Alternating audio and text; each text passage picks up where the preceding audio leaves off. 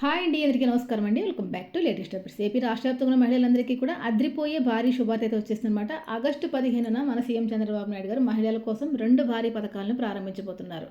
గత సంవత్సరం ఆగస్టు 15న ఏ విధంగా అయితే ఫ్రీ బస్ పథకాన్ని ప్రారంభించిందో ఏపీలో కూటమి ప్రభుత్వం, అదేవిధంగా ఇప్పుడు ఆగస్టు 15వ తేదీన మహిళల కోసం 2 భారీ పథకాలు ప్రారంభించాలని చెప్పి సిద్ధమైపోయిందనమాట.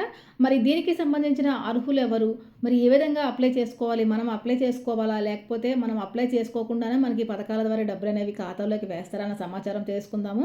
అదేవిధంగా ఈ పథకం ద్వారా మహిళలకు 13,000 రూపాయలు, అదేవిధంగా 18,000 రూపాయల వరకు ఖాతాలోకి జమ అవుతున్నాయన్నమాట. మరి దీనికి సంబంధించిన పూర్తి సమాచారం వీడియోలోకి వెళ్ళి డీటెయిల్గా తెలుసుకుందాము. నేను ఎక్కడ స్కిప్ చేయకుండా ఫస్ట్ నుంచి చివరి వరకు చూడండి. అదేవిధంగా ఎవరైనా కనుక మన ఛానల్ ఫస్ట్ టైం చూస్తుంటే తప్పకుండా ఛానల్ సబ్స్క్రైబ్ చేసుకుని పక్కన ఉన్న బెల్ ఐకాన్ని ఆన్లో ఉంచేసుకోండి.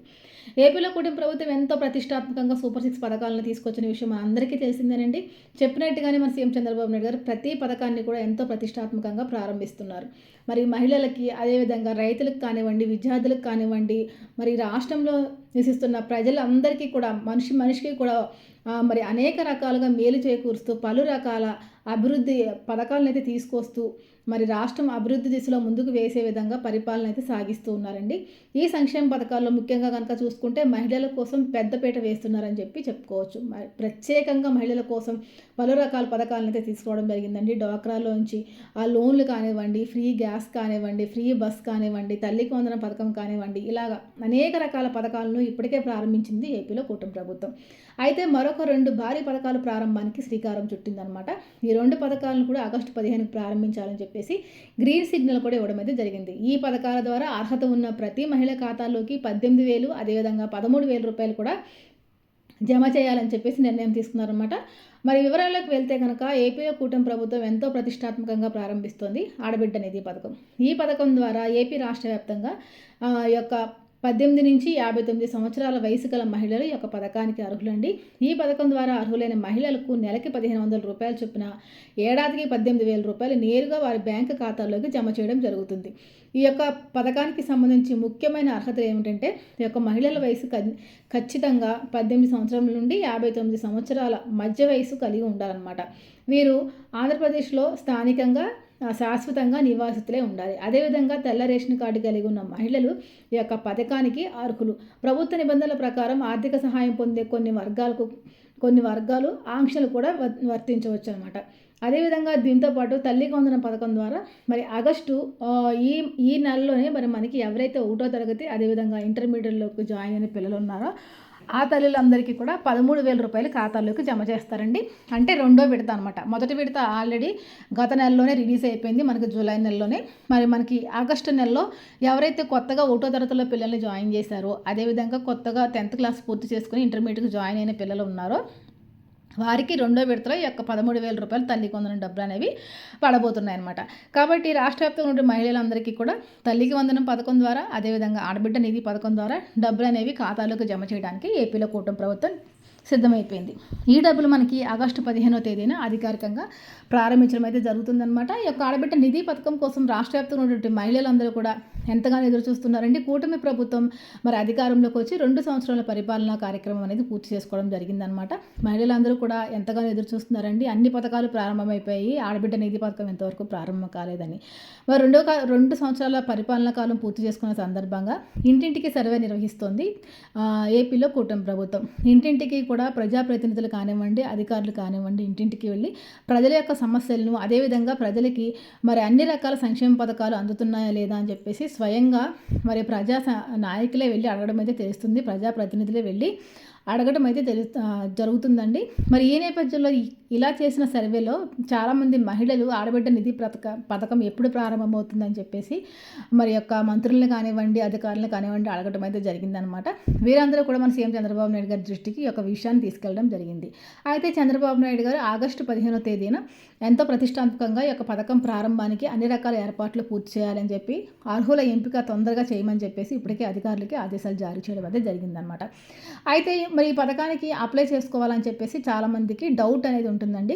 మరి తల్లికి వందనం పథకం ఎవరైనా ఎక్కడైనా అప్లై చేసుకున్నారా అంటే చేసుకోలేదు. ఎందుకంటే సచివాలయాల వద్ద ఆల్రెడీ మనది డేటా అనేది ఉంటుంది. వాళ్ళ డేటాబేస్లో మనకి సంబంధించినటువంటి అన్ని వివరాలు వాళ్ళ దగ్గర ఉంటాయండి. ఆ వివరాల ఆధారంగానే అర్హుల ఎంపిక అనేది ఉంటుందన్నమాట. అయితే కొంతమందికి అర్హత ఉన్నా మరి డబ్బులు రాలేదని చెప్పేసి ఆ తల్లికి వందనం పథకానికి సంబంధించి అర్హత ఉన్నా డబ్బులు రాలేదు మొదటి విడతలో అని చెప్పి చాలామందికి డౌట్ ఉండొచ్చు. దీనికి ముఖ్యమైన కారణాలు ఏంటై ఉంటాయి అంటే కనుక ఎవరైతే కేవైసీలు కంప్లీట్ చేసుకోలేదో అలాంటి వారికి అర్హత ఉన్నా కానీ వాడిది డీయాక్టివేట్ అయిపోయిందనమాట. అంటే వాళ్ళు ఆధార్ కార్డుకి కేవైసీలు, రేషన్ కార్డుకి కేవైసీలు కంప్లీట్ చేసుకోవాలి. అయితే మరి మనకి ఆగస్టు 15కి 2 పథకాలు ప్రారంభానికి శ్రీకారం చుట్టారు కాబట్టి ఈలోపుగానే మహిళలందరూ ఏం చేయాలంటే మీ ఆధార్ కార్డుకి కేవైసీ అనేది కంప్లీట్ అయ్యిందా లేదా, అదేవిధంగా రేషన్ కార్డుకి వేలిముద్రల ఆధారంగా కేవైసీ కంప్లీట్ అయ్యిందా లేదా, మీ బ్యాంక్ ఖాతా యాక్టివ్లో ఉందా లేదా అని చెప్పేసి చెక్ చేసుకోవాలి.